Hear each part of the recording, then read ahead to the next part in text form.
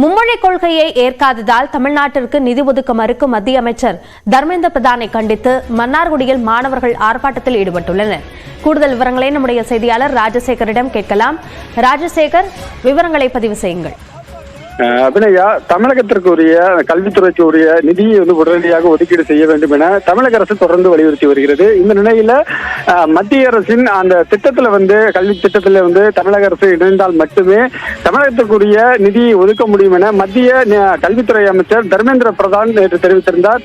இதற்கு தமிழக அரசு மற்றும் பல்வேறு அமைப்புகள் தொடர்ந்து மத்திய அரசுக்கு தனது கண்டனங்களை பதிவு செய்து வருகிறது. இந்த நிலையில திருவாரூர் மாவட்டம் மன்னார்குடி ராஜகோபாலசுவாமி அரசு கலைக்கல்லூரி மாணவர்கள் மத்திய அமைச்சர் தர்மேந்திர பிரதானை கண்டித்து இன்று வகுப்புகளை புறக்கணித்து போராட்டத்தில் ஈடுபட்டு வருகிறார்கள். குறிப்பாக தமிழகத்திற்கு கல்வித்துறைக்கு உரிய நிதியை உடனடியாக மத்திய அரசு விடுவிக்க வேண்டும், மாணவர்களின் நலனை மத்திய அரசு உடனடியாக காக்க வேண்டும், அரசுக்குள்ள கோபத்தை மாணவர்கள் மீது திணிக்கக்கூடாது என்ற கோஷங்களை அவர்கள் எழுப்பியிருந்தார்கள். தொடர்ந்து அவர்களுடைய போராட்டம் நடைபெறும் எனவும் மாணவர்கள் அமைப்பு சார்பில் தெரிவிக்கப்பட்டிருக்கிறது. அபிநயா, மன்னார்குடி மாணவர்களுடைய போராட்டம் குறித்த கூடுதல் விவரங்களுக்கு நன்றி ராஜசேகர்.